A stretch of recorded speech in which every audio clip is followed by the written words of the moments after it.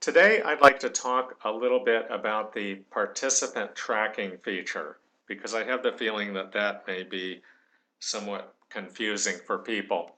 So this shows up as a feature on a noun. So I'm looking at thing here. Naaman heard the things, heard about the things. So I'm going to click on features. That's this second button below the copy and paste white squares. And then I'm going to click on that noun thing. Okay, so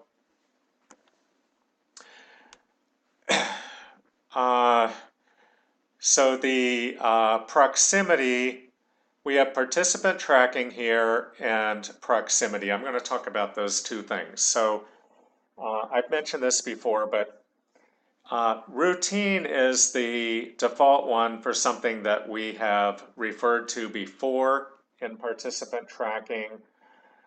If something is mentioned for the first time, it should be first mentioned if it's a specific thing. And the easy way to think of it is it's what we would associate with the English word a. And it should be generic if it's just kind of things in general. You're not talking about any particular things. And it should be frame inferable if it's clear which particular, if it's newly introduced things, but things that it's clear from the context. So if you say, for instance, Naaman's father. So father would be frame inferable because there's only one father of the man named Naaman that we're talking about. Okay, interrogative is if it's a question word like, I don't know which person you're talking about. So person would be interrogative. I haven't really used these others, so I'm not going to talk about them. So now let's look at the proximity, and this is the main thing I wanted to talk about today. So basically, this proximity feature encodes things like this and that. And you may have noticed that we use it a lot more in these semantic representations than we normally do in English. So you'll notice I keep saying that something, where in English we would just say the something, the something. And that's partly because English is kind of special along with European languages, so you wouldn't think it's special, but most languages in the world do not have the definite article, the. Instead, they encode that kind of concept with proximity markers, this and that. So because of that, we tend to use these proximity markers a little bit more often than we would in English. But I don't always use them with a word that I've referred to, and I want to talk about what the difference is. For instance, if we've mentioned the king, and you know which king it is, normally,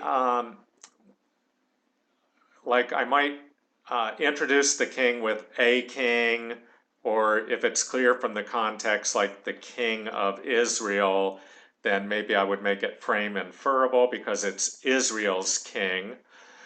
But after that, then maybe once or twice I might say that king using the contextually near proximity feature, which is at the bottom of the fourth column here. And then after a while, I might start not using that anymore and just say not applicable because if there's only one king in the story or Bible chapter, then it's clear which king it is.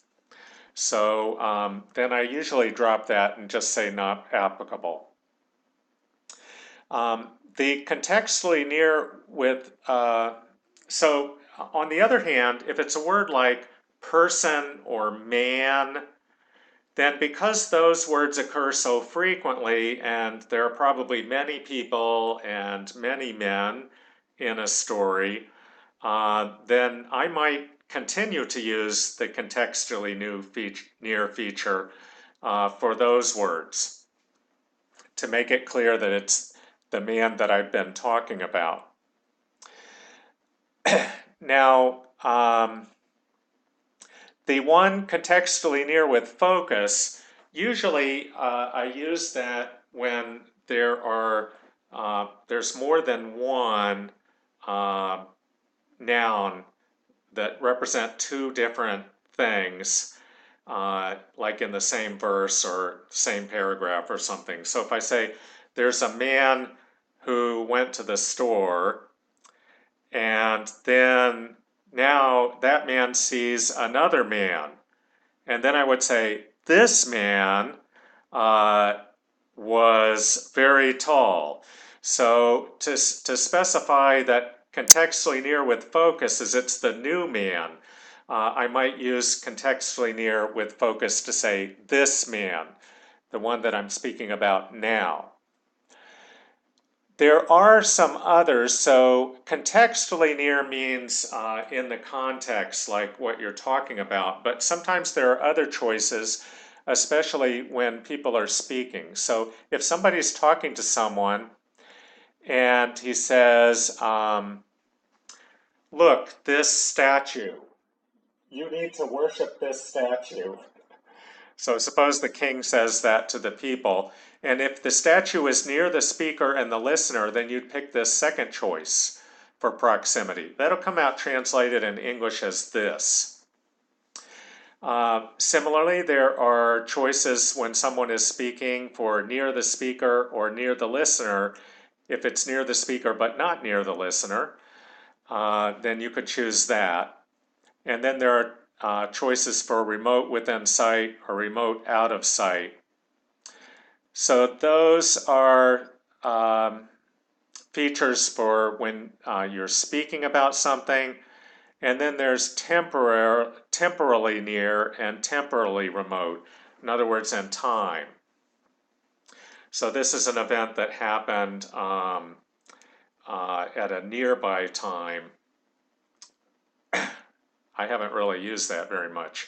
Okay, so I hope that's helpful for understanding why we use contextually near more often than we would in English, translating the English word that, and giving you some guidance about when to use it and when not to use it.